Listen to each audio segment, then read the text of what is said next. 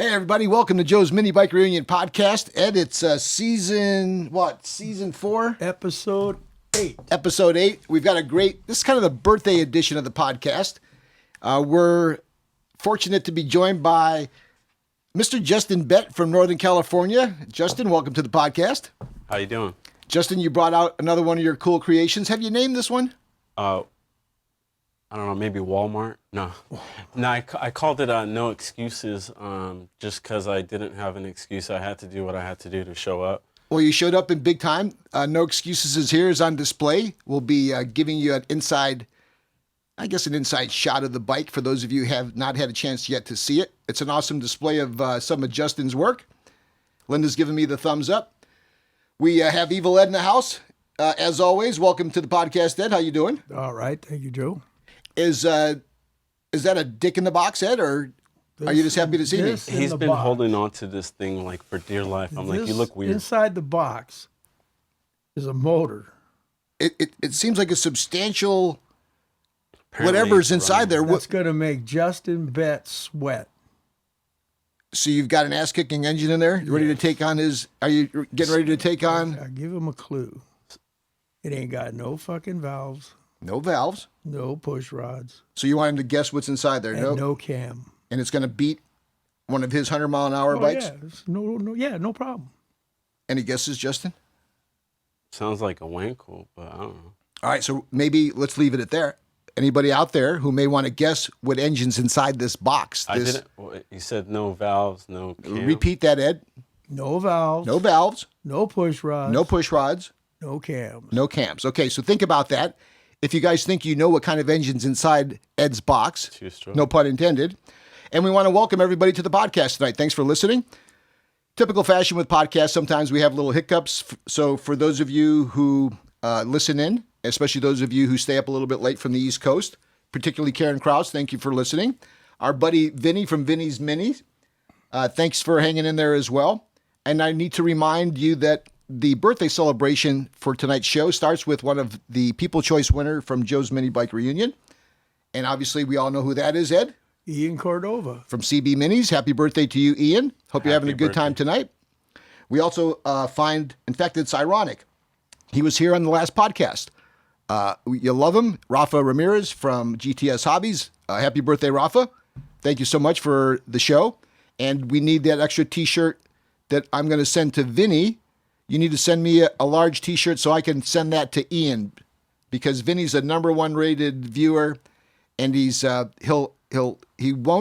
like one of those dogs that'll gnaw on your leg until he gets his bone. So Vinny wants a T-shirt, and Vinny's getting the T-shirt. Ian, you can wait. And Ian, you know I got you covered. So we want to thank our sponsors. Ed, we talk about sponsors. Who are we talking about? Pioneer. How many boxes of Pioneer products do you see there? 1, 2, 3, 4, 7, 8, or 9. Okay, so there's about $5,000 worth of Pioneer car electronics that are headed to St. Paul, Minnesota. I don't think so, man. 2 of those are going in my car. Well, let's do for the Street Machine Nationals. It's the Summer Nationals in St. Paul, Minnesota, and Pioneer will be on site, and we're going to launch the Street Machine Nationals cruise. Myself and my good friend Kevin Ostie from V8 Muscle Cars and V8.com, as well as V8 TV. Check out his podcasts and his shows.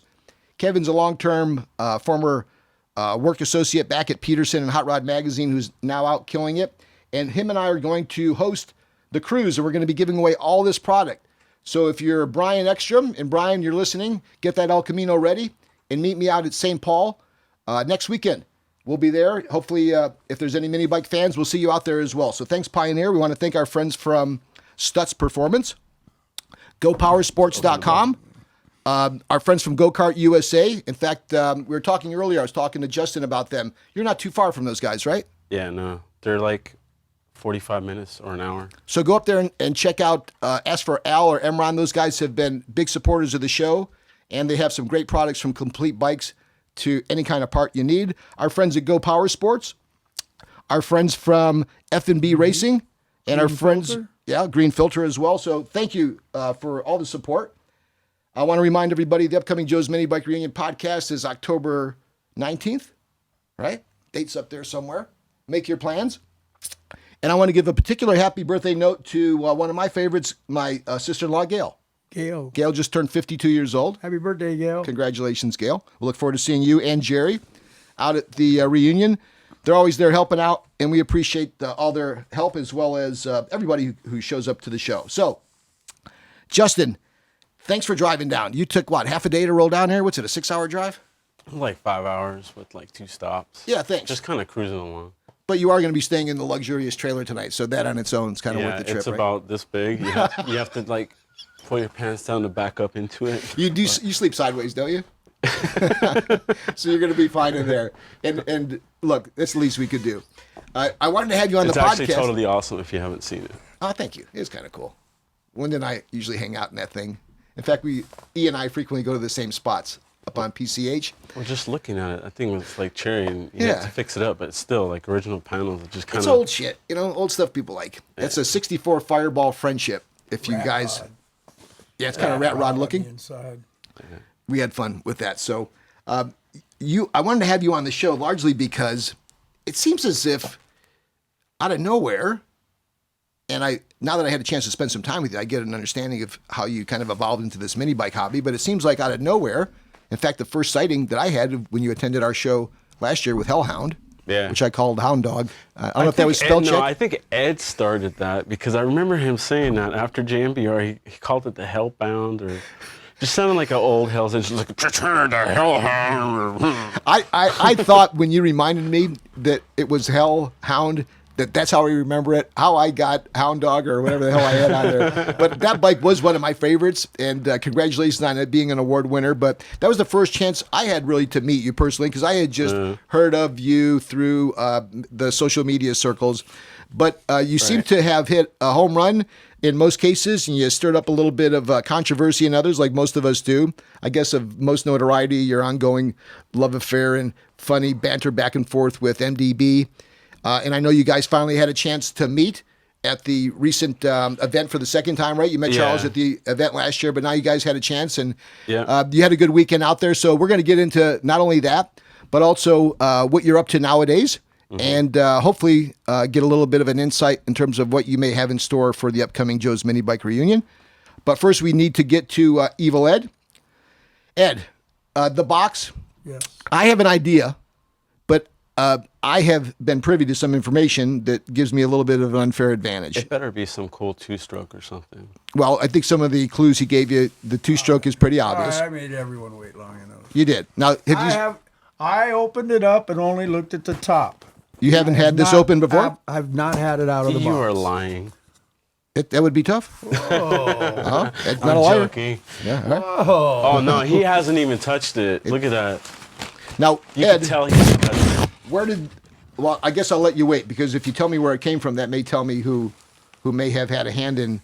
Is this a new motor, Ed? Is it a rebuilt motor? This is a rebuilt motor that I had done from a 72-year-old man, Bobby Muha. Okay, so it's old.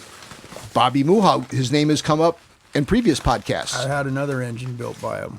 So one this that goes in the first 50 Bonanza. Now, was the last one that Bobby built similar? Yes. Okay. So again, and for those of you who listen to the podcast, you may already have an idea. He's hiding. He's halfway through the box. They wouldn't tell me what it was. How heavy? It sounds like, it feels like an 8 horsepower kind of an engine. I hope it's got at least. Oh, look at this. Oh, that is so cool. What do you have there, Ed? This is gonna just whoop Justin's butt. That is so cool. Ed, in fact, let's give it a nice view of this. Ed, what do we have in front of us? I know it's a Power Products. Power Products AH58. 58. And Bobby did a That is masterful job on this, huh? Yes. Yes. How did you get him to make time to do this? Is because you're Evil Ed? He did that one motor for me, and we stayed in contact. And I had bought these 2 motors off of Taco Bill. Oh, these were the 2. Yeah, I remember those. We talked about those during the 1% podcast. Mm-hmm. Are these more potent than the Nicoles? Yes. I have no idea. Yes. That's what I'm thinking. It looks bitchy. What is this horsepower wise, Ed? I don't know. You thinking? 8? It's not the horsepower. It's how fast you do the quarter and the ET. So let's talk speed then. What do you think this will do? I don't know, maybe That thing is 60. That's going to be pretty Look at stout. that, guys. Plus, it's so cool. I've heard you fire up your other power product, 2 strokes. It's got the high compression head. Nice. Carburetor. Carburetor, It's so simple. HL 166. Yeah, the simplicity of the power product engine well, this is has great. a higher. So you're not running the. I used to have to run the axle clutch, like they were like the Horsemen's on my KT100 Enduro carts. You can But just this, get a hold of what's his name? We're at Max Torque, and he can make you a clutch for it. Get in your microphone, Ed. Yeah, there you go. Yeah, I forgot about Okay, so what is this going to go in? It's going to go in one of my lightning bolt Bonanzas. With that black one that's lurking in the garage there? No, it's a red one. Ah, I'm great. gonna leave with this thing. So when do you think you have this slapped in? Is this a summer project for you? Ferris bike. I got to do another Scat Kitty engine. Okay, got a couple projects. Maybe we'll see it at Joe's Minibike Reunion then. October the 19th. Can you make that date? I'm going to try. All right, great. So that's what we're going to look forward to seeing this inside the red Bonanza. That red Bonanza, what model Bonanza is that? Is that 1100? It is a BC 1100. Yeah, okay. So love those bikes. You're the king of Bonanzas. I love the finish on this as well. Mm-hmm. Typically you see them where they're the He painted it and everything. Yeah, this has got 72 a years is this a gold or what would you call this? A bronze? That's more of a bronze, right? It's a gold color. Yeah, very nice work. Hey, if He folks, made this motor plate piece for me because it was missing this piece here. yeah, you're ready to bolt right on. How nice that is as well. You got your exhaust set up. What will you run for a clutch, Ed? I don't know yet. I'm gonna see if I get a Max Torque. Maybe I try getting a Ram on it, but What is that? Like a 5/8? Looks smaller. Yeah, it is. It looks smaller. Yeah. It's like half inch. It's an oddball size. Well, look. Thank you then, Bobby Muha, for the work on this awesome little project here. It's the AH58. Nice rebuild job. Does Bobby solicit work? Does he like? No, he's word of mouth. He does a bunch of engines for Kyle Moody and all the 2-stroke go-kart guys. Do you want to kind of help these guys out by giving them a way to get a hold of them? How did? I don't have that information on me. So you just check him out online, or maybe reach out to you. I think he's on Facebook. You just punch in his name. Is it Muha? Yes. Bobby Muha. Where's he from? He's out of the southeast Louisiana, Mississippi. Hey, Bobby, if you're listening, if not, maybe we can. He'd be a good guy to have on a future podcast. Hey, so thanks for sharing that, Ed. I don't know if it's got quite enough to keep up with. It's some all of in them. the ET. All right, so ET base maybe got a little bit of life. What do you think, Justin? I think it's pretty bitchin'. Yeah, well, it's Evil Ed, so it's always bitching. Yeah. All right, so you recently went up It does have to. high performance intake. How'd they now. get away with no tuned pipe and just the open pipe like that? It's just the way it's ported, huh? That's got to be the way. Yep. Just the port. Well, everything just looks so Even cool on the about this. chainsaws, they had open header. Yeah, well, the sound is really the attraction on this as well. Yeah. And the smoke. Oh yeah, you run. I always like the castor oil smell. That's what I run in here. Well, we'll keep this on display Lensol. so folks can take a look at it through the podcast. You had your first sample of Southern California. You came to the event. What was your impression of the event last year? Oh, I loved it. It's not just the show. It's like the lead up to it. You know, getting the bikes ready, and then, you know, you meet at the hotel, and I met all the Arizona guys. Right. They all camped out. They talk about Joe Petralia and Dallas. And so that's where I actually sat down for the first time with Joe, and we sat in my room and we talked about doing a build off, and that's where the idea came from. Great. So just coming down there, it's kind of like a little skull session, just hanging around leading up to the event. Yeah. We were actually hanging out, having a good time, and multitasking, discussing, like, you know, let's do a build off. And we did, and it was, you know. You did a great job. In fact, congratulations on that. We had Joe on. I think Joe called in maybe once or twice. Yeah. The winner, the gentleman from I think he's part of the Go Power Sports guy, that group. What was his name? Travis or somebody? Taylor. Yeah. Taylor Yoakum. He did a nice job with that bike. And Taylor, you still have an open invitation to be on the show. Part of our deal, we tried to support and promote the build off as much as we could, and then offered an opportunity for the winner to come on. Sometimes people like to do it. Some people care not to be on podcasts and that shit. I get all that. But Go Power Sports and that whole crew, congratulations for winning. Yeah. As I shared with Joe, that's kind of a thankless task when you do some of those competitions, because it's a lot of everything, right? Not just the emails, but it's the different types of contributions, good or bad. It's waking up to like 700 messages between build off and what jet kit should I get for my stage 1? I want to do my own kit, like everything in between. So it would get overwhelming. But exciting at first, I'm sure, right? Because it was actually a realization of this idea you have, thinking about it, talking about it at a mini bike show. Now you're into it. It was definitely like a really awesome thing. So many people did such a wonderful job. We're gonna do the judging different next time. So, I hope as many people show up to JMBR. And by the way, his sponsor prize was free entry? Certainly is. If you were registered in the build-off, you did not have to win. You were just registered in the build-off. Right. You got a free entry into the Joe's Minibike Reunion. Right. In fact, Joe Petralia is kind of keeping a log of that. So for all those of you who did participate, we thank you for that. Please come to the show. It's not a ton of money, $25 or whatever it turns out to be, depending on when you enter, but you're guests of ours. And part of that also included having a special area, if you'd like to, because you can park anywhere you like at the show, but there could be a special area to recognize the competitors for the build-off. Yeah, I very briefly talked to Joe about wanting to do our own trophies and stuff like that. I mean, I've thought about, because you made that post asking, does anybody want to volunteer or help or judge? Yes, we do that annually. And I was thinking, I'll do something, and if anything, I want to do one of my own, like, my favorite picks, and like, I don't know, maybe I'll do a couple of my own, and then between Joe for the build-off, we did briefly talk about figuring something out, from us. I'm a builder. Joe's like, we're all car guys, hot rod guys, so, I'll probably make a cool trophy, not like that 700-pound Hall of Fame thing that I'm going to allow you to keep. I'm giving you permission to hold on to that, by the way. Well, this is what Justin's referring to is this 80-pound behemoth that was Cliff Judd creation.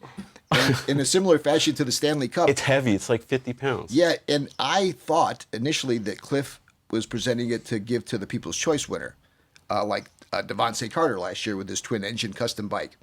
And I thought, Then, because I missed the obvious, he wanted to present it to the Hall of Famer.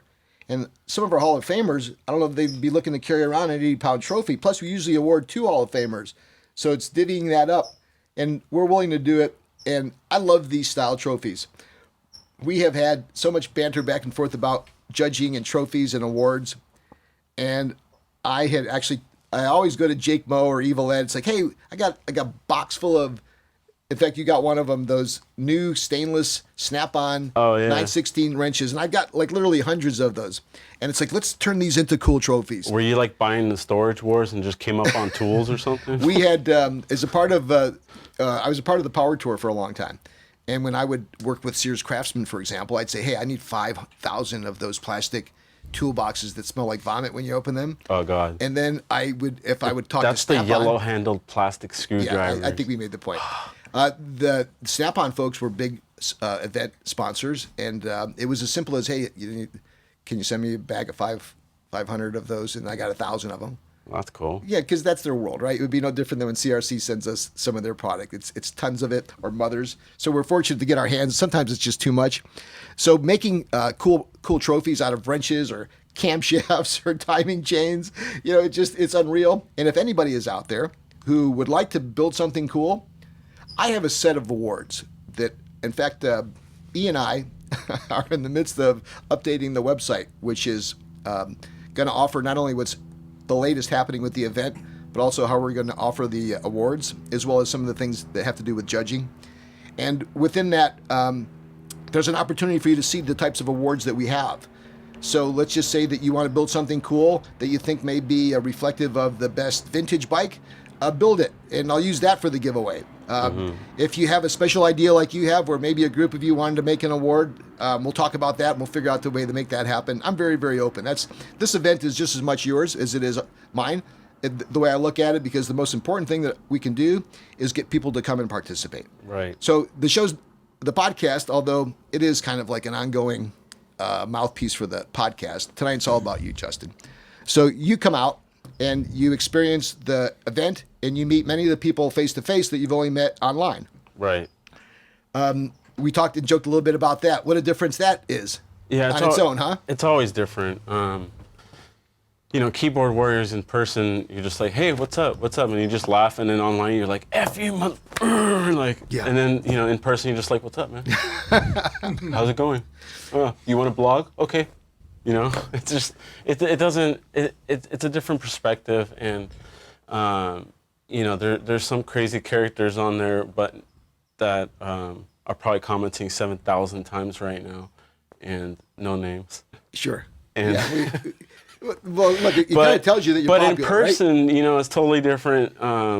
Like Jake Mo, take for example, online he's cool, in person he's cool, but then you get thrown off. So when I was at JMBR, it was just like, oh my God, this guy from Arizona that just does this in person. It's like, he's quiet. Why don't you wash my bike? I'm telling him what to do. Yeah, it's funny how that happens. That's an ongoing joke. Yeah, well, but I get the gist of it. Many of the guys who almost have earned a right to be dicks. Like if anybody wanted to be a dick, it probably could be Jake. He built some great stuff. It's like the more talented guys are usually the nicest. I have found some of the guys that Jake's talk a lot. Stuff is just badass. Well, yeah, he's at a different level. We're fortunate to have a lot of those guys. And from what we saw from what you brought, as well as some of the Arizona guys, everybody's pretty talented. We got a good pool of talented people. They're just all type A. Charles is the best example. Charles likes to go fast. Charles likes it his way. And online, he takes on a little bit of a different persona. When you see him, just his stature alone, I guess he could still be a dick if he wanted to. His size allows him to do that, but he's not. No. So I always like Joe's Minibike Reunion to be that place where folks come to meet off of the computers. Yeah. And I've really found that things have turned out well. You found that when you went to the recent AV small block tournament. Yeah. So leading up to that, you were working on the bike, and was it No Excuses, or what was the nickname? No Excuses. Okay, so No Excuses. You really weren't planning on, because you were just you hadn't even gotten to a point where you thought that bike through. Was it the date of the tournament that sped up you trying to get this bike assembled to do what? To race Charles finally? Was that the deal? Yeah. So he said anybody that wants to race me, I'll be there. I saw that post. Yes, that was Charles' open call. Him and I go back and forth, but in reality, it's kind of serious. Like, yeah, I'm gonna race him. I want to race him, and put a lot of power through that bike, to the point of blowing up, and I'm gonna run it. Send it to the moon. But it's like, in reality, it's my project for myself. It's not actually to race him. It's just to, build something kick-ass for what it is, and then try something different. Like, I'm gonna try. Unlike the build-off, though, where there was a date. Well, this whole Rafa's tournament, the GTS tournament completely determined that bike. So Which was not the plan originally. It was not the plan. Yeah, if anything, was this going to be maybe a Joe's Minibike Reunion? Yes. Okay. Yeah, so I bought a bunch of engine parts, and then 2 days later, 30 days from now, there's a tournament, and Chuck's going to be there, and I'm thinking, I got to race him, and everybody else online is like, you got to race him. So then it was like a race to build the bike. So you felt through the social media stuff, both the open call from Charles as well as the other instigators, that you had to put something together and get down there and race. Correct. And I'm assuming something here, but I think you may be the person behind Courtney Moe's recent request to stay the fuck out of the garage for 3 weeks. Do you think that could be you? I have no idea. It's kind of hard to keep up. It would be funny because it took me 3 weeks and 300 hours to build that bike, and not bad job, I might add. It was a lot. I mean, I manually machined everything. Jake was completely impressed with your effort while he was there. He mentioned it on the podcast. So I left it thank you, Jake. I mean, he literally just handed his garage over, and we're just trying to sort the bike out. So how did it work? You roll into town. Who'd you come down with? So Dave was already at the hotel, and I think he came the night before. So Dave Romero. Okay, Dave, we're not going to mail you your shirt. We're going to give you your shirt that was this was from winning from the podcast last week. So you've got an Evil Ed decal, and you've got an extra large. You couldn't get the extra large because that went to Montoya Dutch.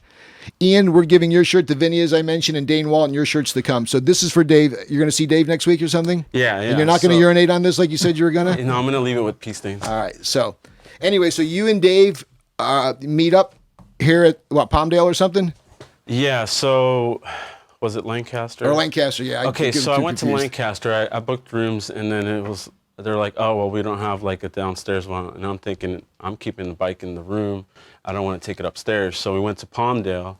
You know, there's questionable characters out there. You figure out who they are. Next thing you know, you're working on the bike in the parking lot. Working the side gigs and the hustlers and the pimps and the druggies and the questionable folks, yeah. So we got about $20-$30 invested in those guys. Yeah, pretty much. It's like cheap security, weren't you saying? Between cigarettes and giving this guy like $6, I swear I had the best security. Nobody was going to mess with me. Well, a sawbuck and an extra buck, you give him a half a fucking Marlboro or a half of... you know, you find who's the head honcho, right? And you just hand him the, You hand him a $5. And you're good, man. You got crack staff security. He's so quiet, I forgot he was there. Oh, he's listening. He's like a creeper. The man in the window. So you show up, and now you're in the AV, and then the AZ guys, they stay at the same place? The Arizona mini bikers? None of the AZ Oh, that's right. I was thinking about Joe's Minibike Reunion. We're talking about Antelope Valley. Okay, so it's you and Dave. So AV, and then Ryan came, and then Jeff came. Ryan who? Ryan Gray, and then Jeff Speckman. Okay. And who are those guys? Are those guys Northern California guys? Yeah, so Jeff, turns out he met Ryan by buying a part. He was going to mail it to him. Turns out he's like 20 minutes apart. And then Jeff lives like 10 minutes from me. And it was purely, all of us actually just met online, but we lived that close to each other. So. And were you not aware that all of you were going down to the AV? Eventually. Oh, no, the AV thing, but I'm saying like how we met. Oh, got it. So it's interesting how the internet works, right? Yeah. So now we're friends, we're good friends, cool. And then I'm taking it down. All of them came to the house when I was building the bike. So it was a group effort. Nice. I had friends over for a day or always it needs somebody to help, with even the smallest things you can use a wrench or totally. Help. Yeah. Yeah, I had Dave be like Cinderfella. He was sweeping the corner. So he's probably doing a few more things. He's another one of those guys, as we talked about it, that caused a little commotion online, but I think he's still causing commotion online. Is he? Good. He's probably doing it right now. Good. Well, hey, everybody's got their own little way. But when he turned up at AV, Jake said he gave him thumbs up as well. So even the guys that are a little brash online, they're fucking fun guys. That's the thing about this sport. We're all hot rodders. We were talking about that. So you show up, your bike's in 60% completion, 50%. What did you show up with? A halfway built bike? No, it was a running roller, but the engine was basically untested for really winding it out. Because it was basically like, okay, if the motor blows up, send it to the moon. Let's see what it could do. So you get there on a Thursday? Was it Wednesday or Thursday? Okay, and they're racing on Saturday, right? So you got Sunday. So I had like 4 days. I went to Iski's. Saw his dad. Sure, got to stop there, right? Yeah. What's happening, Tim? Yeah, how are you? It was Tim and his dad, and I got some race gas from him. The last 5... I saw the Ed Escuderian autograph on the bike. Did you get that autographed while you were there? Yeah. Yeah, that was cool. The methanol kind of ate it away. Yeah, I saw it. I texted Tim, and he goes, come by, so I might roll by there tomorrow. Pretty cool meeting Ed. Yeah. Yeah, he's an icon. Yeah, he is. Yeah, and Tim's like following his footsteps. So I'm trying to get to this place. So like now the bike's a roller. You got an engine. It's running. Okay. But I sent it once down the street, and I didn't have the third bearing on the jack shaft. I chose a 5/8 to keep the weight down with the third bearing originally, but I was in a rush to do a test hit. Okay. So the night before, I bent the jack shaft and made, I had all, parts to make a new jack shaft. It didn't hurt the aluminum cage that I made for it, which was great. The big deal, right? Yeah, so, a lot of that goes into that bike is the aluminum attention. There's a lot of aluminum in it, and you could destroy it with the jack shaft, Yeah. So I got lucky. I made a third bearing, was awake till 4 a.m., and then I drove down at like 10 or something. So it's like 300 hours to build the bike. And then it breaks the night before. You fix it. You drive, 5 hours.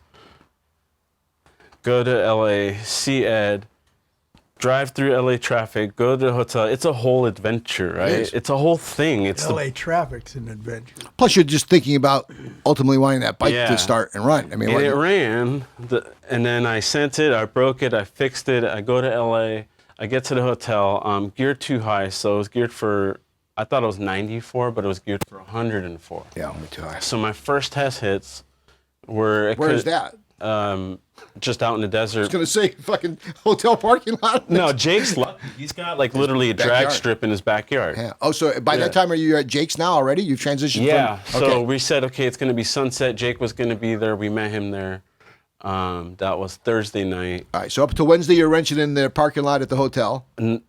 Home and then the hotel. Right, and then the Jake's. Yeah. Nice. Holy, there was so much shit that happened. It's just like so Jake's open arms, right? Use my house, use my shop. Yeah, pretty much. Pretty cool, huh? That night was the gearing thing. So that morning I changed the gearing at the hotel. And then Friday night, I worked on it again at the hotel. We changed the oil. I hadn't done too many passes on it, and we got the gearing figured out. And I thought it was a fuel issue, so we were just messing with carburetors and, the higher elevation. So I threw some smaller carbs on it. Yeah, it is a little bit different out there, yep. Yeah, so that's another reason I went, is to do a little fine-tuning. Yeah. So it was a lot of fun doing that. And then Saturday was pretty much open shop at Jake's. And everybody's showing up, though, right? Yeah, there was a lot of people there. All looking for a little help, a little bit of Jake love. The whole AV team. So, And that was a big thing for them because they had the guys from SoCal coming up. Yes. So they had their eyes on... They have, I don't want to say rivalry, but it kind of is. Yeah, it is. It's an admitted rivalry. Rafa made that clear for those of you who listened to the podcast last week. There's definitely, there's something there. But, the more we have these events, and the more we talk about it like this, those guys are loosen up. They're all very, very competitive. That's very the thing. Competitive. Yeah, and there's and also as you get older, Jake's group is not as young and as just hell bent on just winning. As those guys are. Jake doesn't make too much bones about this. The fact that guy may have got an early start. It's like it's all fair in love and war. $1,500 doesn't change the guy's personality. I didn't even make it to the third spot. It was such a long day. Well, that's the other thing too. And poor Rafa seemed like he was out there by himself, trying to make marked off semblance. 3/4 miles. Well, it's tough. It really is. Was without there a little help. pretty much the whole morning at Jake's. Yeah. And I think I was changing. Because we got there at 9.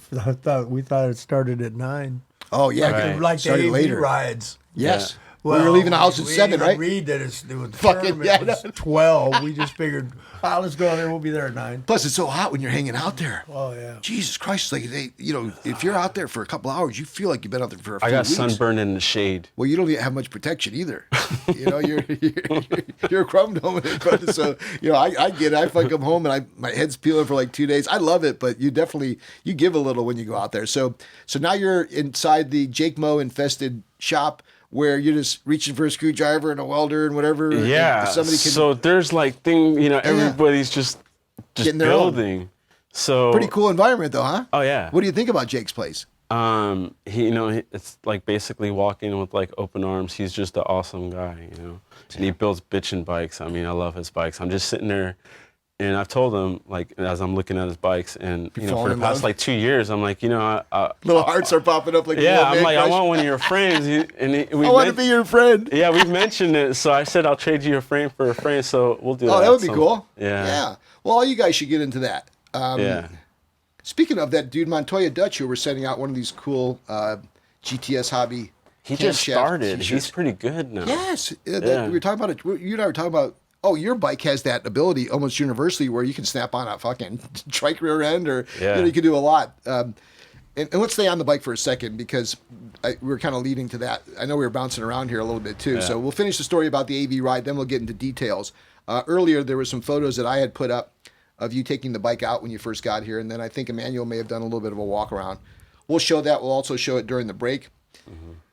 If we can run the Pioneer new spots, if we have those during the break, incidentally, just as a reminder. And on the break, I watch the podcast afterwards, guys, and the breaks are grueling, and they're not designed for you to fucking watch them, okay? They're designed for you to go take a piss or go get high. So if you're sitting there watching the same commercial 50 times... It's the truth. All right, so back to you. You're in town. You've made it. the bike broke, you fixed it, you get to town, you go to Yeah. Iski's, you come back, you do another little test and tune, you modify the carbs, you're back at Jake's. Right. It's the fucking next day now. So where are you, like, This 5 is o'clock? the third day is at Jake's, right? So it's Saturday at 5 o'clock, right? 6 o'clock evening. What's the status of what your were bike? we doing? Okay, we were back at the test spot. Right. And sending them, yeah. So it's running. Yeah. Running good? Was it 5 p.m.? No, it was sunset on both of those nights, I think. And it was running. No, I mean, I got like 25 passes on But it. you engine bolted right in, you tuned the carbs, Oh, you're you good? know, the one thing I was concerned about is aluminum bolted to a chrome moly frame. I built a lot of motorcycle choppers, sport bikes, electric super bikes, and I didn't want to go all aluminum because of vibration and the motor might break it, so I went chrome moly neck with recycled down tubes. And you'll see this when you see the photos of the bike. It's actually pretty awesome because you carry that aluminum. That frame cost me $150 in materials. Like, I bought $100 in aluminum and I recycled everything else. Well, So I mean, I machined a lot, but hey, whatever that was. Are we still on? Yeah, we're still on. Great. So that was like a wake up. So when I see the bike, I immediately want to go from front to back. Let's stay on the story. So we got the bike running. We're at 6 o'clock Saturday night. Just 6 o'clock Saturday night. I was asking you, what was the status of your bike? Because tomorrow you've got to So race. 6 o'clock Saturday, somewhere between then and sunset, we were back out there, and I was just getting kind of like a sputtering at top end, and Top end being what? So it felt like a rev limiter, right? And I never thought valve springs because I was in such a rush to build the bike, and it's a PVL coil, that I welded with the coil on the bike, on the motor, Yep. And I'm like, okay, it's electronic inside that I maybe shorted out. And it's got a abnormal rev limiter. Gotcha. So we're at high speed. I mean, we changed fuel pumps, fuel lines, fuel fittings, because the backbone on that is the gas tank. So the drain on it, we put a larger one. Okay. We're like, okay, it's not fuel anymore. So 4 carbs. Process of elimination, just kind of. 4 carbs, fuel, 3 pumps, fuel lines, drains, a PVL coil. That, if it hadn't been for Jake, I wouldn't have been able to do it because he had a PVL that I could use. Great. I lost a Tillotson needle screw, and he had a little. Tillotsons over there. So there's right. Yeah. We actually had one of those on my on Frankenstein, that flathead brig. So we put a slider on it. Tillotsons are nice, but they're a little temperamental, man. They're always they're kind of like just go. When Jake first came over, he rebuilt that first Tillotson. Yeah, he built that like while talking to me. You could put a cable in a hurry. on the choke too. Yeah. So okay. So then what? You go through the issues with the high speed testing. So I think at that point I got it to actually like run better. It was winding out so fast that it was just throwing the valve train off, and that was the problem. And I'm not going to get into detail what I'm doing to make this one. All right. Fair enough. I'll say it was accelerating so quickly that it was actually surprising me. Like I had to be like, oh shit, hold on. Yeah. Because scary fast. It won't pop a wheelie. It just hooks. All right. So then it was dying at like 50, 60. Ah. So I was running out of breath. So now you're sleeping the night, Saturday night, knowing that your bike's not really running. Saturday night, we're at Jake's after the test hits. I bent I didn't bring it, but it was the S-shaped push rod. It was pretty crazy. And so I knew I probably hit a valve. I looked inside through the spark plug hole. I didn't see any evident marks, but it's kind of hard to tell with methanol. Yeah. It's so clean. That's everything too, yeah. Yeah, right? But I didn't see like a mark. And so I'm like, okay, let's see what happens. Say a little prayer. So I know, I poured some methanol into the intake and exhaust ports, and I just watched it to see if it would dribble down. I didn't see anything, even off that, the worst rocker and push rod failure. So, and that was because I valve floated, and it did hit, but it must have hit it just perfectly flat. Right. So it didn't bend the valve or anything. It's not a Hemi. Okay. So that's, one of the things we came up with is give it more piston to valve. And that head flows like 150 CFM, like it's nothing. Yeah. So it's like you don't need to open a valve as much. So what happened? Up again till 3 in the morning at Jake's. So I've had a lot of like 5 a.m., 3 a.m. nights for a month now. You're probably solo at that point, right? I think everybody's Jake's there. Ryan's there with me and Jeff's there. Yeah, that was Saturday night. Dave was at the hotel, probably naked, running around. Maybe in his van watching kids, eating candy. Dave. Dave. So all right, so now it's Sunday. So I left the bike at Jake's, and then he took a couple cool pictures. So on my profile, the background, so he must have taken that at like 4 a.m. The next morning, he goes, I was looking at your bike last night. It's pretty cool, man. I'm like, thanks, man. I'm looking at his bike. Like, I like those better than my own. Swap? Yeah. Wake up, send it behind his house. The push rods blow out at close to 9,000. Yeah. And I was able to coast it almost all the way back. It's a long way. It must have sounded pretty bad because it was like the backside of Jake's house. So that. Yeah, it's long. It's long. Yeah. And you got down it and all the way around without it running? Almost halfway back up. You're going pretty good. Yeah, I was going good. And so all this pre-hype, all this anticipation, all this back and forth bashing between you and Charles never went down. No, so I'm sitting there and I'm like, okay, I could change the valve springs because by this point I found out, right? But they already just started. Yeah. Like 1 or 2 races down. Yeah. And I'm like, well, what do I do? What do I do? I pulled the valve cover off. Mosley lines up with, I don't remember who. I just know that... Who are you lined up against, Charles? Let us know. I don't know, but Frank and Solo were standing right outside the tent. Frank and Solo from F&B. And I just hear one bike go by. And it was like a rip. But I didn't know it was Chuck's. So apparently, I don't know, his flywheel spun or he popped his motor. I don't know. But basically, he was dead. Yeah. I was dead. We never raced. He had another bike, but... So did you guys talk at all while you're there? Did you hang out at all? Yeah, I mean... the first time I saw him when we first got there, we were just kind of passing each other, shook hands, hey, how's it going? And, yeah, I saw that part. Yeah. I was like, oh, it's going to go down. Oh, man, they shook hands. Well, he lost money probably. They shook hands. Jerk. Oh, well, I don't think 100. It's 100 to a manager's stature. It's like when there's these big fights. I remember back in the day, Leonard Duran, and then you'd live and they'd milk it for 6 months, and the ads would be everywhere on the billboards and everywhere you went, and then somebody get injured.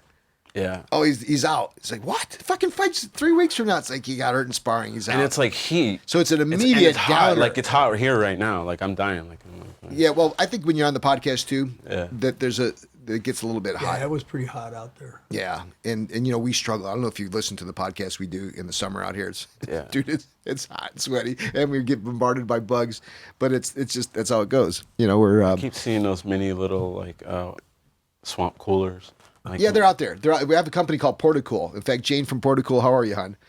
Jane, I would call her up, and she would have a porticooler that would be the size of my bass amp, or she would have a porticooler the size of the new shed, depending on what you wanted.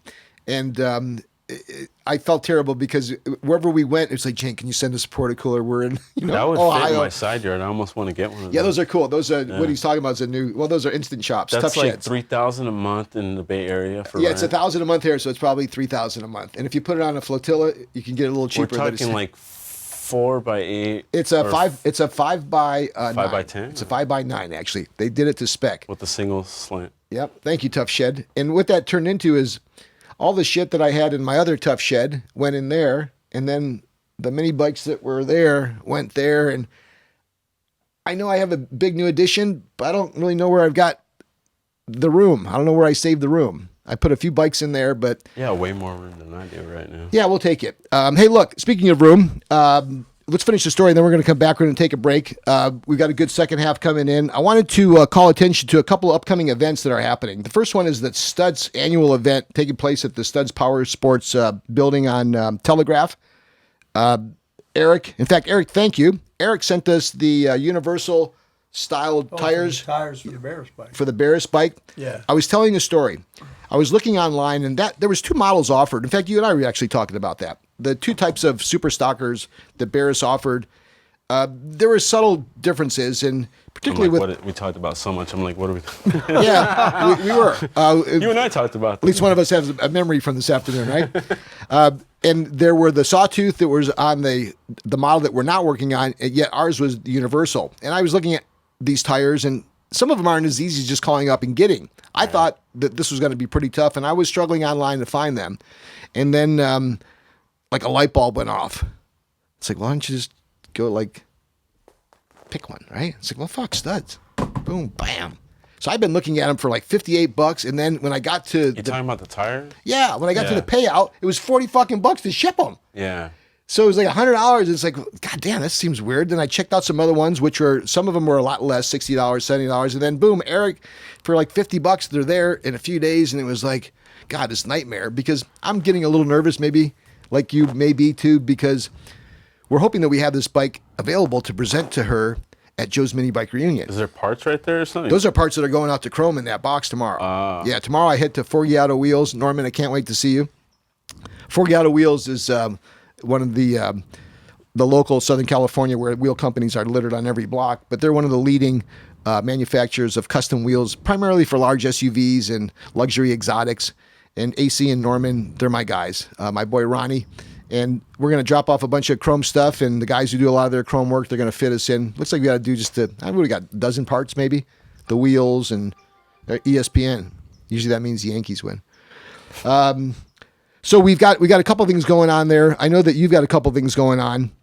When you go back to the AV race and the unfortunate situation where you guys never got to run, it was not all lost. No, I mean, in the fact that you couldn't run, right? I mean, when you think about it, as frustrating as it may have been to not have actually gone out there and ridden, and how frustrating it is to constantly be trying to figure out the solution to the problems, but you got a chance to hang out with those guys. Yep. You got a chance to see guys for who they really, really are, which I always appreciate. And it's you do have that little bit to you where a lot of people really appreciate what you do, and then you like anybody else, you get a few haters. And I think those guys are the ones who may not really know you. And that's what we're hoping to do through the podcast, is give you an opportunity to show who you truly are. And I get a sense you're a little bit of both, and I actually like that. I like the fact that you definitely are real. You definitely enjoy what you're doing. You seem to be everybody's talking about you one way or the other. So whether it's good or bad, it must be nice to be on the tips. How do you feel? How do you feel you're received in this industry? Do you feel like everybody's loving you? Half of them love you, half of them hate you. Where do you feel like you fit in here? I think it's the thing that kind of threw me off after initially was just getting tagged in like 7 million posts, and like people being sarcastic, or maybe they're just an asshole. Doesn't right? matter, does you it? don't know at first, right? So I'm getting pissed off and whatever. Yet meanwhile, you're the voice. You're on every social media post. Like what's his name, Lonjo or whatever, and Dave Wolf. So they, there's a whole huge banter thing, and David Romero kind of opened that can of worms. So there's a whole group of people that used to be all like, all goody, but now they're all like everybody. It's a whole banter thing now. You created a so little we kind of like the culture is kind of picking up all the, it's actually pretty cool. He was, with this two-stroke post today. So it's awesome seeing these posts, and it goes back and forth and building the community up. Oh, and that was another thing that Joe and I were talking about, is adding a kids class separate as an additional class for a build-off, so that no matter what... Like under 17? Yeah. It's funny you say that, because when I travel... I mentioned the Street Machine Nationals, where we're going to be doing this with Pioneer. While I'm there, I also represent SEMA Young Guns, which is our attempt, SEMA being our attempt at reaching out to young builders, 27 or younger. So that young element, that young gun element for the build-off that you have, I have a young gun program in a set of trophies that we award at Joe's Minibike Reunion since its inception for young folks. So I'm going to definitely talk to you and Joe about that, and we'll figure out how to, because we could just make it like a, Yeah, here's what I think about that, is that anything we can do to get these young guys involved, and it's evident when you go to the show, just watching those kids running around, they're not on the phone. They're looking at the bikes and they're talking to people. There's that realness of the young kids that do show up. I did something where we put together a bike, assembled a mini bike, and it was really not for, although there are some guys that could probably use the help, but it was designed to get the kids to come and do that. That could be something to... Are you talking about the Azusa bike that you took apart and put Yeah, back we did together? that the first year. Thank you for that. Yep, Yeah. we did that for a couple of years. And the reality of it is that at the time, we had, we didn't have enough people, let alone enough kids, to take advantage of that idea.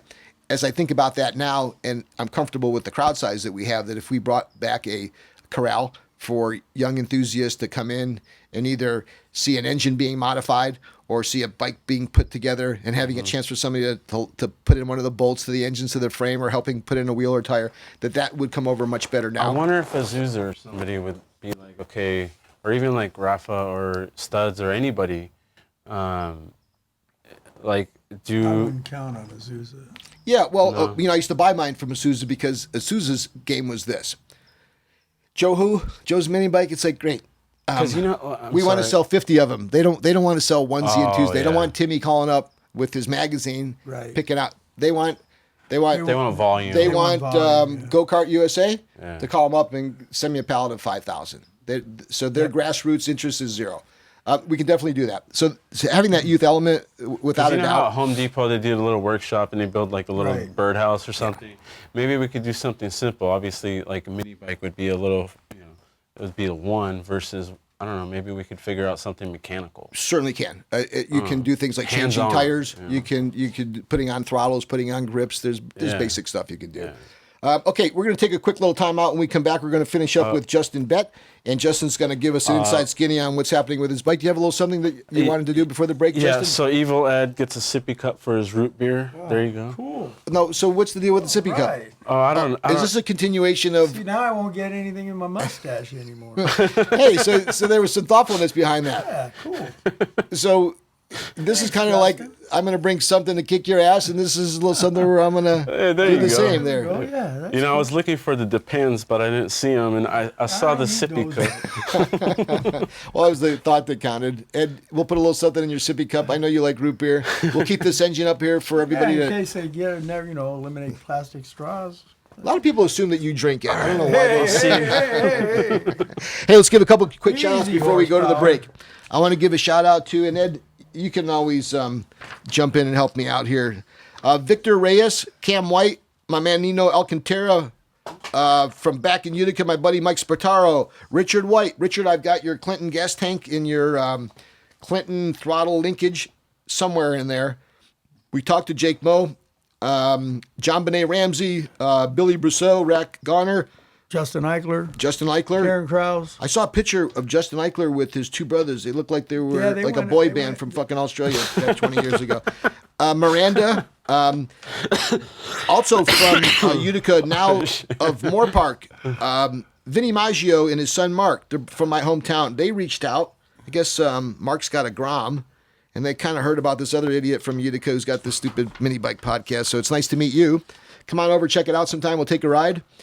Sisk San, Sylvester Martin, Rick Bassett, Letitia Valdivia. How are you, Letitia?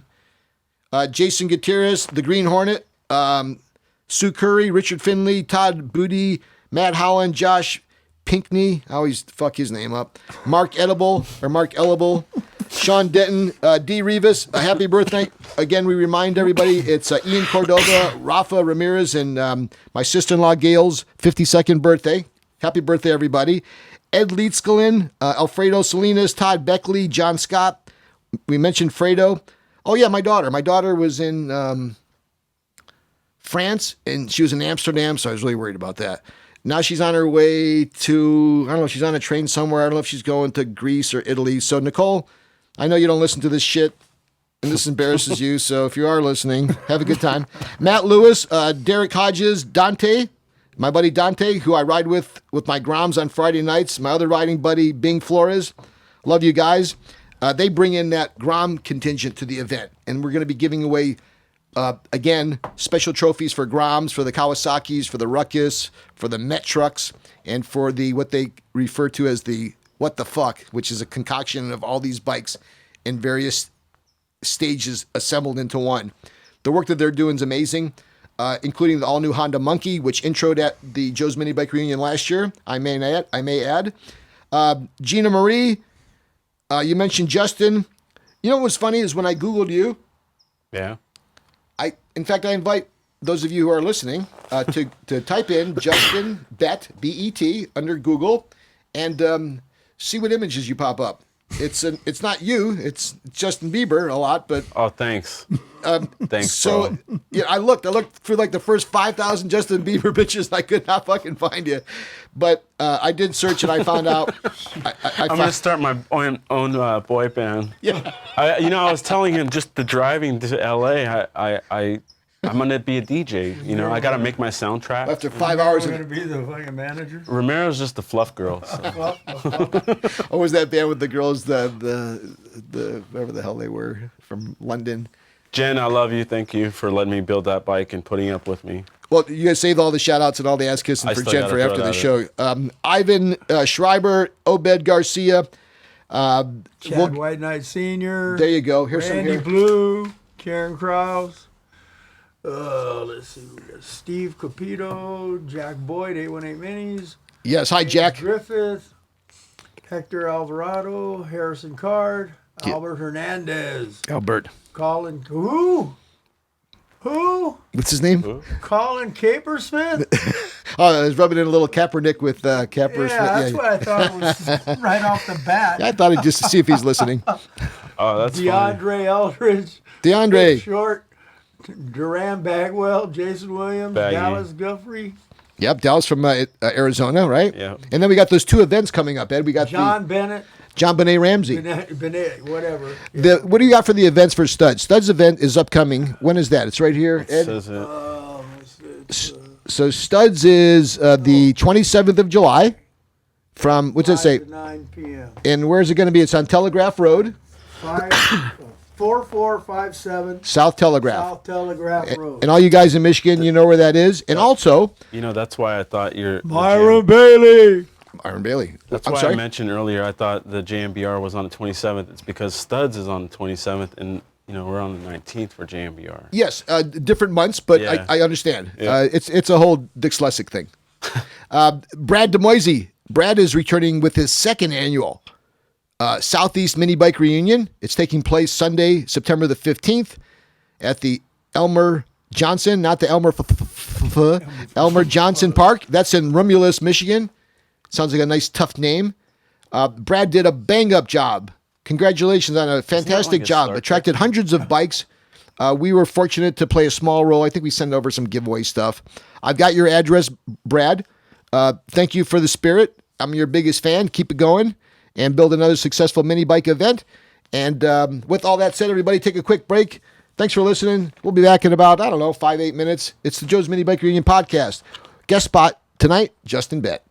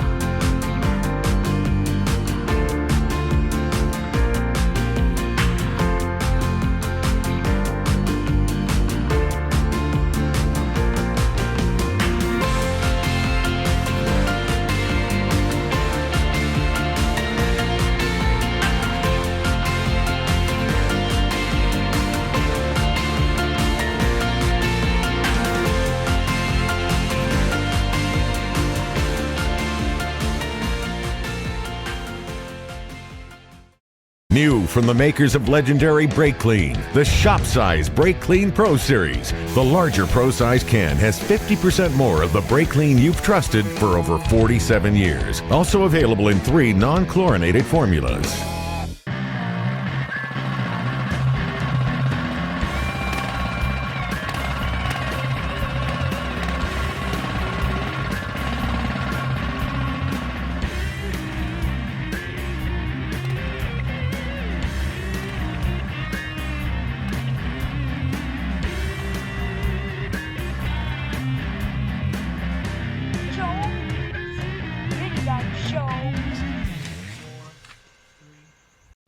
Hey, everybody. Welcome back to Joe's Minibike Reunion Podcast. Ed, it's season 4.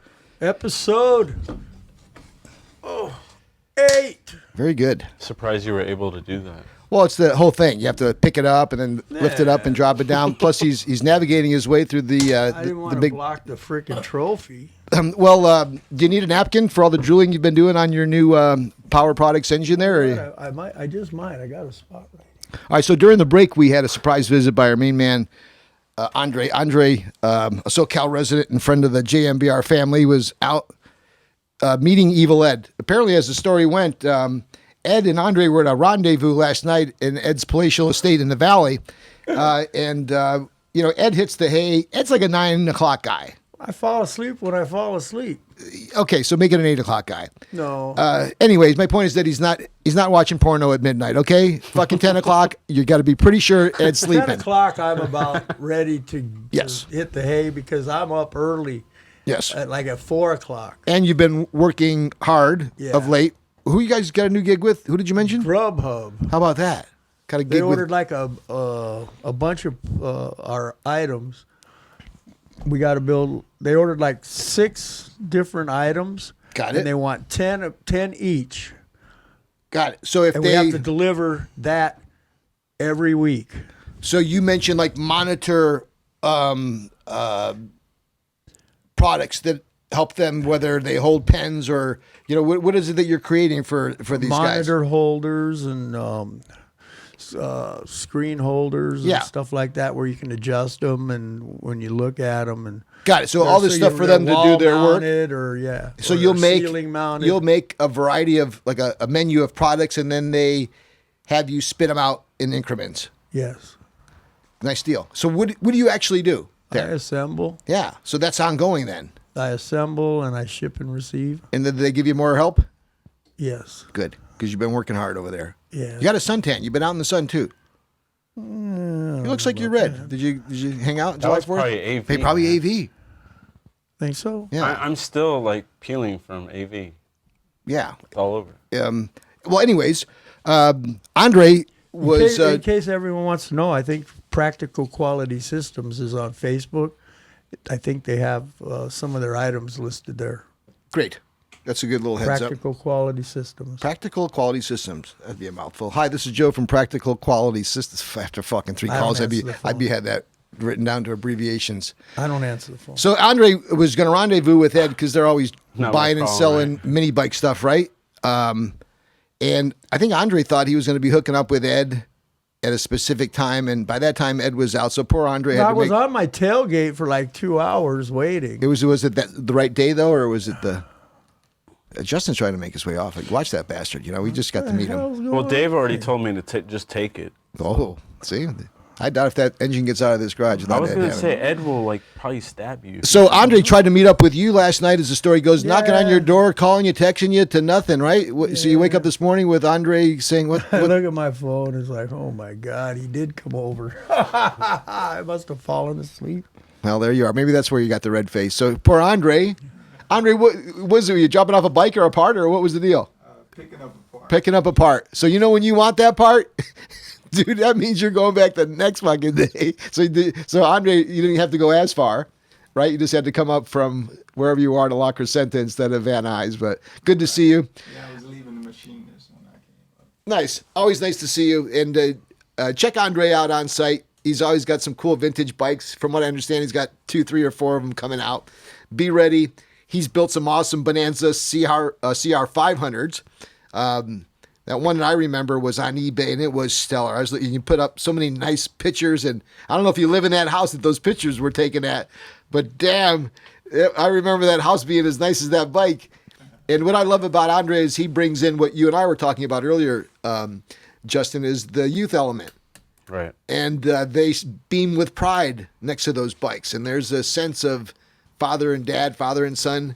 There's that mutual benefit that they get when people come by and drool over the bikes, and it's nice to see. So in that spirit, that continues to be a focus at the event, not only to make it good for you, but make it good for the kids too. Nice. So we're back, and we're with Justin Bett. Ed, how was the break for you? You were I know you were doing what you had to do with Andre. What'd you sell, Andre? Do you want to tell us? No, I fixed a frame for him. Oh, great. some holes in the motor plate and cut off some jack shaft plates and put new ones on. Did you give him the Joe's Minibike Reunion discount? Yeah, I gave him the discount, all right. You know, it was hot. I went and took one of my inner shirts off, and I'm looking over, and they got trunks open. They're passing kilos of cocaine, you know. Oh, that would have been back in the day. I'm like, whoa, I didn't see it. Nothing, you know. Yeah. Well, Ed, we have, when the one percenters were here, they were all out swapping through parts. Remember? Oh, yeah. Everybody was out there, and I caught in late, and it's like, what are those guys doing? Well, that's where I got the one. I got that's what he two brought of these in. motors from Taco Bill. Yes. And I noticed neither one of That's them a you had new mentioned car, to me, That's though. not refurbished? No, that's a brand new one. Yeah. So how about one of these, Ed? Let's be mindful of this. Let's look for one of these. Or I am looking at, and I did find a West Bend 580, but it was not exactly the one that we wanted. We wanted the 5-port instead of the 3-port. I have another one of these. You do? I gave that I got from Taco Bill. And is it the one with the setup for the handle for the chainsaw, or is it the one for the No, cart? it's a go-kart one, I think. And those are counterclockwise or clockwise? This one is Clockwise. counterclockwise. Okay. Yeah. Right side. So I'm looking for one of these, and I'd love to put it in one of those Temecula Bob Micros, like that little one I have there. It's in a mini bike. You're in the front. Yeah. All right. This is the way it fits. This turns. Okay, so we had So this is hard to find, huh? Yeah. we had a couple thousand folks that were watching and a engine. couple hundred Yeah, they folks have the making right comments. left ones too. You guys want to put on your own podcast? You want to figure out? All right. Hey, relax. Wait a minute. All right. So Dino told me that I don't mean to be a dick, but There. you can talk now. thank you, Ed. I love that. Did Dino set you up on that one? Yes. Oh, jeez. How is Dino? Dino is doing fine. We hope to see you at the upcoming event as well. All right. So See, I pull that on Dino all the time. keeps him in check, Yeah, because he comes out there and starts. yelling and He screaming. comes in like 2 in the afternoon and starts barking orders. And you've been there since 7, right? Yeah, well, 9. Yeah. And I'm like, dude, I don't mean to be a dick, but shut the fuck up. You've earned that, Ed. You've earned that. You have. You know, Even his daughter, she's the one working with me now. She's like, Well, daughters get exhausted with their. They go from yeah, he does the same thing at home. You know He how does it the is. same thing at home. with daughters and even sons with their parents. It's great, but at a certain age, they don't want to hear anymore. So that's natural that she would be burnt down on her dad. He does the same thing at home.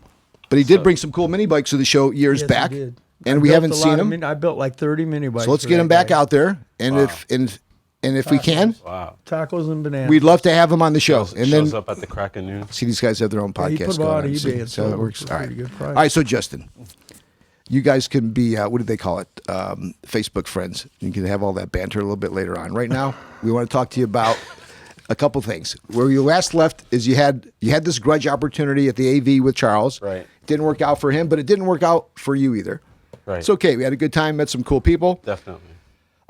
You seem to be in this mini bike game, yet it would seem as if you've been in the mini bike game forever, yet even as we talked about, you just kind of jumped in not too long ago, right? Because you really come from competitive car racing with your family, Yeah. and that's really the spirit of your automotive interest, isn't it? Yeah, so, I've always done road racing and karts and cars and, driven an LMP3 car and a GT3 911s and, the track cars. Yeah, and those are some stout cars, and you're racing where the Sears Point and the Laguna and Thunder Button and- Willows. Yeah, with the sequential traction control, you just, it's either, yeah. Yeah.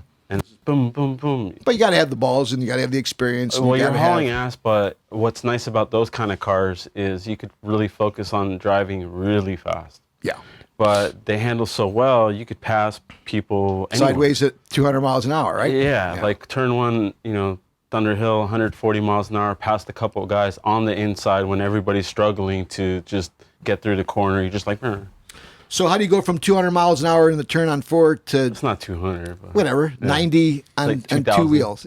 Don't we wish?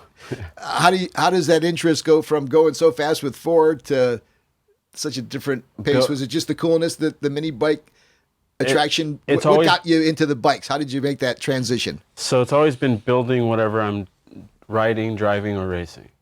So bikes, cars, whatever. Got it. Sean, my buddy Sean Denton.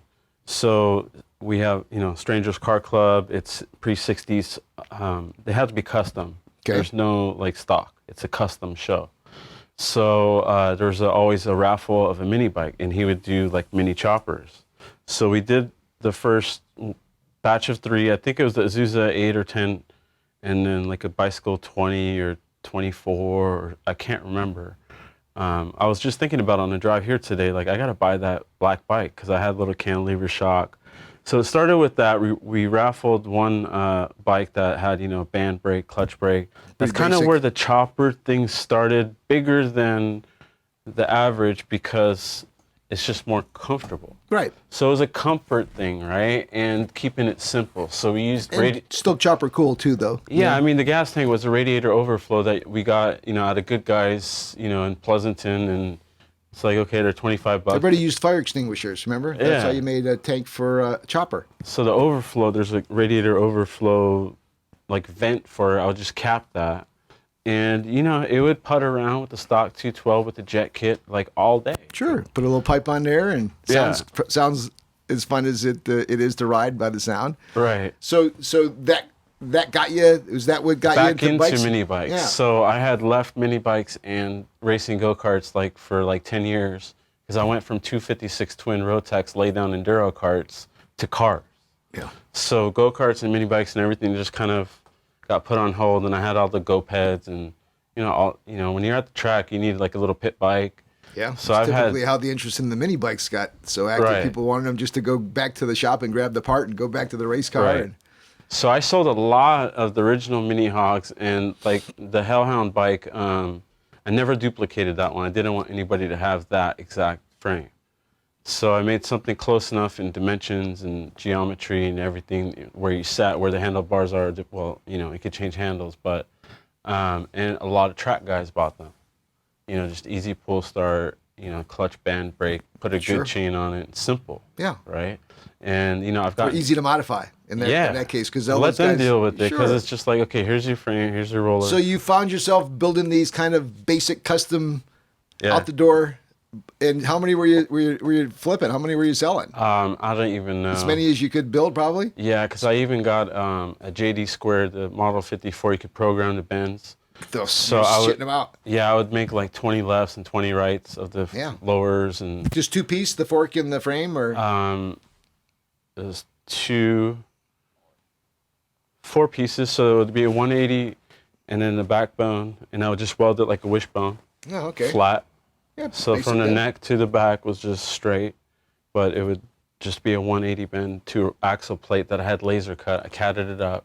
So the frame went to the axle where the Hellhound that goes behind it's miter cut and bent up to it. It's more similar to kind of this frame, except this one is special because I started playing with aluminum because I used it so much. I was like, well, why not make the mini bike? The new bike that Justin is pointing out, we had captured some video earlier when it was daylight out. And I was curious because that's one of those bikes that I like. In fact, I was recalling back when Jake Moe started to bring out some of these raw bikes, which I like to think Frankenstein's one of them. Those bikes were just putting the hobby into a different place. And people were digging it. It was almost like the rat rod segment that entered the car arena. Mm-hmm. It's what those steel raw bikes did for us, I thought. And this takes it a step further because you can see the different elements.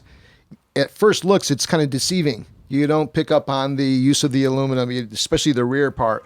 No one would have, I certainly didn't understand where the source of that front wheel was and the associated cost based on its durability, the hub, its uniqueness.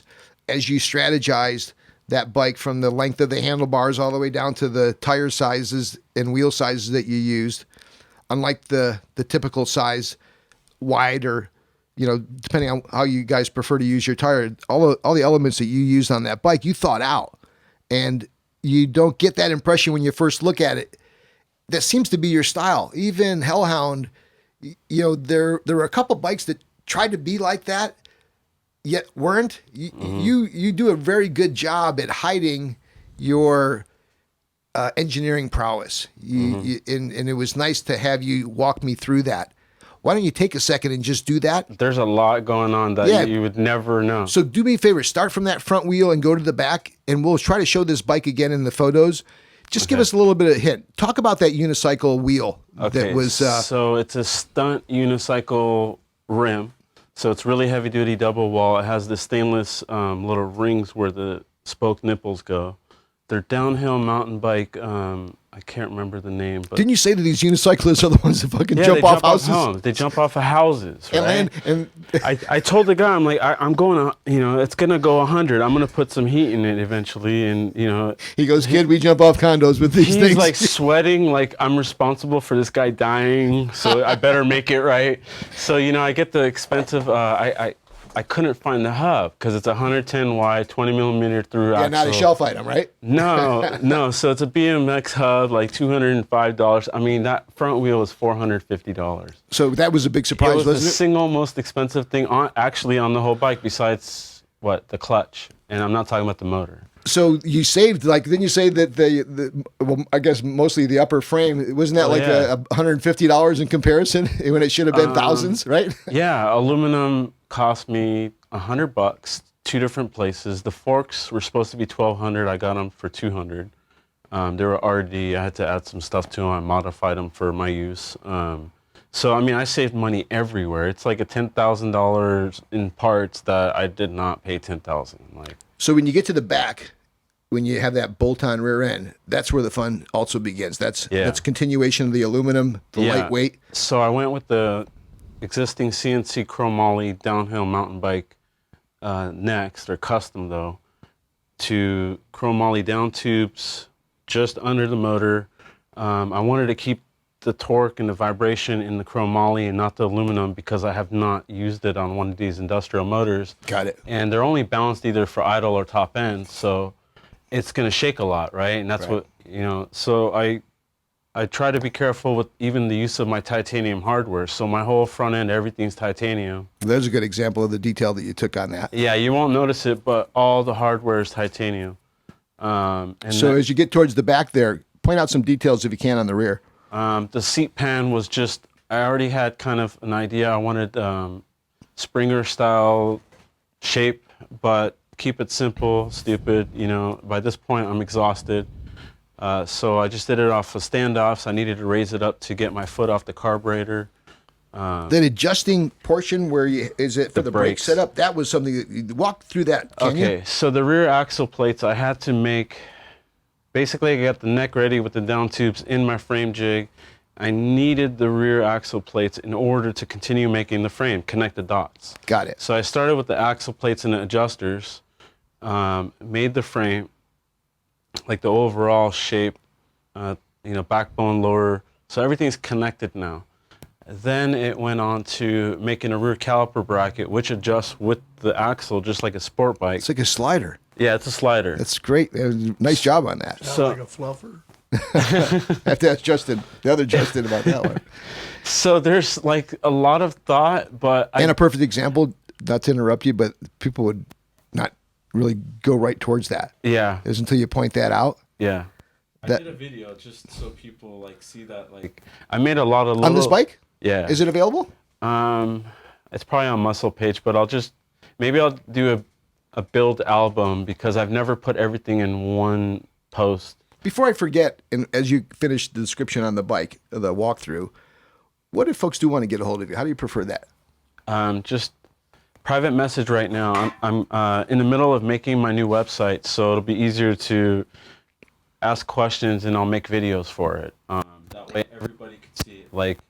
I don't want to do 10,000, what's the difference or what's better about a Hemi versus a non-Hemi. I'll just make a video of an opinion that's my opinion and others, and it's going to be those kind of things. Do you find yourself taking a lot of those types of questions in the midst of those that are contacting you about some of your work, or maybe the muscle mini bike build off?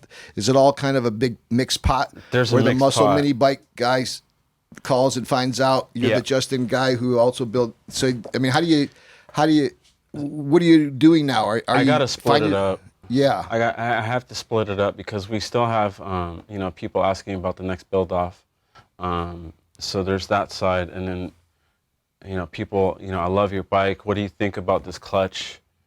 To let's meet up and do a little test hits, and they're just so it's a okay. So I'm gonna split it up and just break it up so that if that information that maybe they're going after, I mean, even if if you have, I want to do videos with everybody, like literally get it to the point where I could even travel and we'll just do like a whole thing. Funny you say that. I think that would be a perfect deal. We even talked about that, just looking for bikes and attending events and buying and selling, kind of the old deal. And because of our association with E and his video and his skills there, the problem, I think all of it is two things. It's time, and then ultimately, we can have all these big events. Well, there's also work-life balance too, right? So like that 300 hours to build that thing, Well, without a doubt. And the fact that you could attract thousands and thousands and thousands of folks that either like you or follow you because of something like this. And then now you've got hundreds of thousands of people, and it's like, well,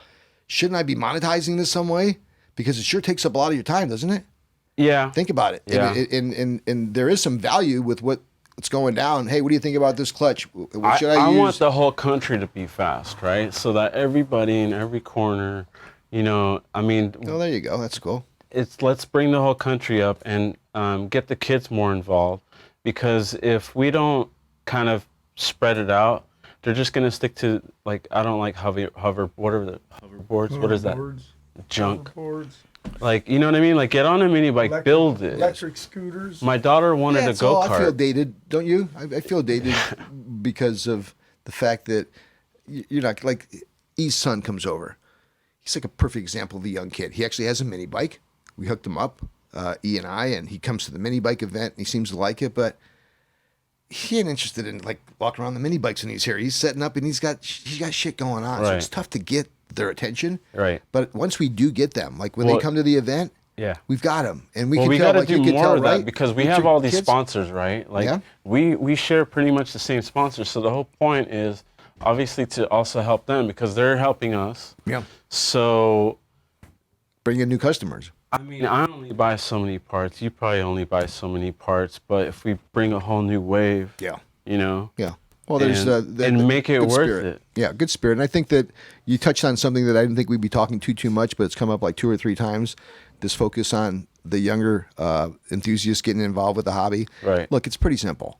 It's not like we're asking them to rebuild a 700 R4 transmission. These guys have the ability with basic tools and some guidance and a little bit just find a bike on like Craigslist or Marketplace and show them. And actually, I got 4 or 5 of them here that could be examples. Offer up. And really go through what a typical situation would be. It's the most affordable entry level opportunity into motorsports. You can go to Craigslist and with under $100 have something that rolls. With another $100 at Harbor Freight and a few other things that are lying around, you could get the thing started. And then you teach them to save a little bit to get a nicer pipe from F&B or something like that, so that a few weekends and a few $100, they see a result. They don't get that. There's nothing that would attract, I think, a kid in his father or his daughter and his father, like a mini bike. And we'll continue to talk about that, but I think we got to the limit tonight. The rear end of that bike with the slider, I think that was left. Finish that walk around on the bike there, and then again let them know where they could see more pictures of it. I think you shared a bunch with me, but I wasn't able to get them up during the podcast. Okay. I'll put them up on my Facebook page afterwards. Yeah, I'm thinking I should just do kind of a build album, and I'm not going to really write notes. Maybe I'll do a build album and a video to re-go over it, like what I'm talking about right now. So it was, do the rear axle plates, get the overall frame welded up, make the jack shaft. So now I'm connecting those dots. And then with the trellising in the back, I just needed to make sure, I don't get twist. There's another that I don't bar up front, connecting the chromoly to the neck. The neck, or the backbone, is the actual gas tank, so I saved weight there. Yeah, that was smart. And again, you got an extra couple mile per hour with the Isky signature. I've used that same tire through 70 horse electric motor, so I knew I had plenty of tire. People are, online and private messaging, that's not enough tire, and I pushed way more power through that. We talked, and you show this. There's a whole, literally that bike is, I didn't actually sit down and think about how to build this bike and what's it gonna look like. I just knew what I needed to do for a front end, for the middle of the bike, and the back end, and then I just built it, and that's what happened. Well, you did a good job there. I think that it's in succession with your submission at the Joe's Minibike Reunion, the Hellhound. And it's less than 100 pounds, so it's 50 pounds lighter. And your goal was to go how fast with that bike? Because that's the deal, right? That is going to be, so I do have to get a billet front wheel, but it's basically, if I had the billet front wheel, it's 100% NHRA illegal, so I could race it against Dale. I'm coming for you. Well, also Charles MDB. I'm going, eventually I would love to be able to get to the speeds of Dale. He's running like 698 at 102 miles an hour. Yeah. So that's the goal. So get the bike running. Are you anxious to maybe try to resurrect that competition with Charles Mini Drag Bike? I'm going to race him, that's for sure. Okay. I was thinking about trying to... Who else is on your hit list outside of MDB? Anybody else has been talking smack about going head-to-head with you? Or has called you out? Not really. No, anybody out there that's getting your attention? Evil Ed seems to have called you out a time or two tonight. Maybe I know. Want to do like a double header? Maybe we can do a round robin. I want to see him build a twin engine with that on a micro. Power Products made a twin engine. And then they made a twin cylinder. Well, you could just kind of angle and put. Tell him, man, it's all about the ET, baby. It's ET. It's not how much horsepower. Well, you heard it here He's first. He's talking about ET phone home, man. I'm talking about ET with that bike over there. You have had a smile on your face ever since you took that out of the box. So we had the unveiling of Ed's new Power Products 2-stroke. We had a chance to talk a little bit to Justin Bett. And Justin, I got to say for the record, I've had a chance to now hang out with you for a handful of hours, 6-8 hours. Yeah. You're going to be hanging out in the trailer tonight. And you'll be taking off early because you got a busy day. You're heading back up to Northern California. Yep. I want to thank you for coming in. I felt like I had a chance to find out a little bit more about you. I like what I see. I think you're a funny guy. I think you're a really smart guy. I dig the bikes that you're building. I'm glad you got a little bit of exposure to SoCal, not only excuse me, with the AV ride, but having a chance to spend a little time here with us at the podcast. You got Dave Romero's shirt, so don't forget to give that to him. With pea stains. That's so awful. We gave you a head start on that. Imagination. Any shout-outs, or anybody that you want to give a shout-out to before we let you go? I want to say thank you and I love you to Jen, Autumn, and Morgan. Hi, Jen. And you mentioned kids.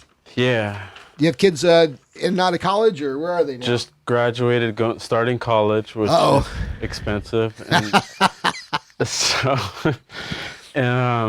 and the youngest is 15. So I made her build. She wanted a go-kart. I bought her an Azusa kit. She built it on a Saturday and rode it that night. Congratulations. So, but she's 15 now, right? So it's time to get that thing running again. It's been sitting for a year. That's what happens. Yeah. They go from building go-karts to getting their nails done. I've been slowly pushing up the garage because I've been doing remodeling too. Like, okay, I need a little bit more room, and okay, I can fit 3 bikes in there now. Everything you sell, it's room for something else to buy, right? It's never ending, right? So you mentioned some of the guys that helped you with the builds, not only leading up to AV, but while you were here. Anybody you want to look back at now that, we talked about Midgie and some of the AV guys that are always up there. That Midgie. See, give him another new name. Mihai. I can't even keep track of it. Every time I think you're talking about someone else, I'm like, who the fuck is that? He knows. He knows what I'm talking about. Yeah, Miha. I want to say thank you to Ryan Gray helped, Jeff Speckman helped. They were there the whole time with David Romero and in the AV and helped me at the house. Well, I want to thank Jake Moe, thank you for... You better thank his wife if you ever want to get in that garage again. I know. There's no way she could have been happy. I mean... I understand where she shops. I know where her jeweler is. So maybe before you come down, we'll hook you up with her. I told him I got to get him a bottle of good whiskey or whatever. You better get her a Louis Vuitton purse. Fuck Jake and his whiskey. If you ever want to get back over there. If you want to get your hands on that pipe bender and get a little Jake Moe love, you know how that it goes through the... It's like everything to me. You got to go through boom, boom. Yeah. How about you, Ed? As we look into the night here, you're working hard. You're having fun now. You've got new mini bike parts. Life's good for you. Bitch, anyways. Too busy. All right, there you go. Busy working. You're just lazy. Just busy doing other people's stuff. Yes. No time for my stuff. So can I try to book you now for booking the Barris bike paint job? Maybe this time next week or something. I'm gonna try and sand it this weekend. All right. So Ed will be finishing the sanding. I'm headed off to get some chrome work done on the Super Stocker bike. We've got everything. We think we even have a line on an engine, which was the big thing. Do they know that you're gonna paint it where he's gonna paint it? We mentioned that in the podcast, but what Justin's referring to is we're actually painting this bike at George Barris Customs in Burbank. So we were really looking forward to that. We had a book date, and things change. Life goes on, so we'll figure out a new date. Hopefully it'll be this next one. And he's been bringing his camera, and many of the visits that we've taken, including the one that we took to Barris earlier, was on film. And when that bike's done, and we, what do they call it? Unveil it at the Joe's Minibike Reunion. We'll have that on video capture, and we'll put together a little video. And in fact, Justin, you were talking about doing some videos. Those are always nice ways to kind of get our message out. Ed will do a video about you. How about any shout-outs? I think I already said. Did you just get the two there? You piss somebody off when you do that. We only mentioned two. Chad. How about the girlfriend? Blue, Cliff Judd. Yeah. All right. The usual Minibike Paul. Oh, I missed something. Okay, so I'm gonna leave folks. E, maybe you could think of our next date for our podcast. We had a couple back to back here. E's going to New York. He's going big time on us. He's going to be gone for a few. Chicago next week. Chicago. Listen to him. Meanwhile, Listen to this. so he's Chicago, New York, LA. Here's me, Listen to St. this. Paul. He's gonna be drinking the drinks with the little umbrella. Just I'll be in DeQuoin, Illinois. Thank God I don't have to be in Bloomsburg, Pennsylvania this weekend. When are you gonna be in Pacoima? He's not. He will be appearing in Sun Valley, Shadow Hills. So while he's picking a date, I want to give a shout out the 24th 24th of this month. this month, and then 14th of August. Okay, is it okay? So I think I can do the 24th because I have to go somewhere the 26th. I'll be in Philadelphia. All right. So we'll see everybody on the 24th for the next podcast. I would like to say, especially recognize Corona Irving. Corona Irving we'll have on the next podcast. We did a poll. I haven't done many polls. Is it Corona Irving? Corona Irving. Yes, it is. Just ask him. Corona was unable to come tonight because, when that guy shows up, and if he's another guy, if you look at him, he's just a guy drinking beer, barbecue, and giving everybody shit. But when he shows up, he's got some fast bikes. He really is he knows how to build shit. He is now working. His job is right now working on retrofitting and some seismic testing technology that's going on with many of the structures here in Southern California. And for those of you who live in Southern California, where we shake, rattled, and rolled again last week, I'm much happier that he's down there figuring out how to keep this stuff tight than on this stupid podcast. So he's not here with us tonight, but we'll have him on an upcoming podcast. Corona, if you're listening, you shouldn't be, because you should be fucking fixing these earthquake things. But if you are listening, thank you. We'll have you on a podcast. And if you're working, even better. If I've missed you on the shout outs, we'll get you the next time. I want to thank our sponsors from Pioneer, Go Power Sports, Studs Performance, Go Karts USA, Green Filters, F&B. Once again, Joe's Minibike Reunion will be taking place October the 19th. CV Park in La Crescenta, California. Tell a friend. The website will be updated. You can still register now if you'd like. It's not updated to reflect 2019. We'll have that done soon.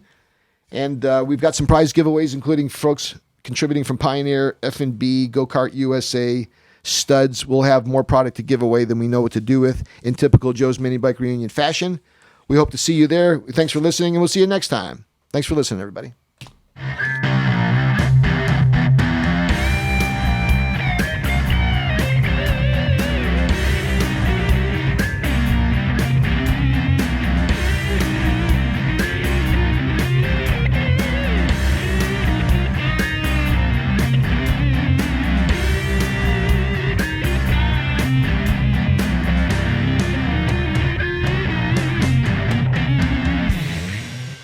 Joe's Minibike Show.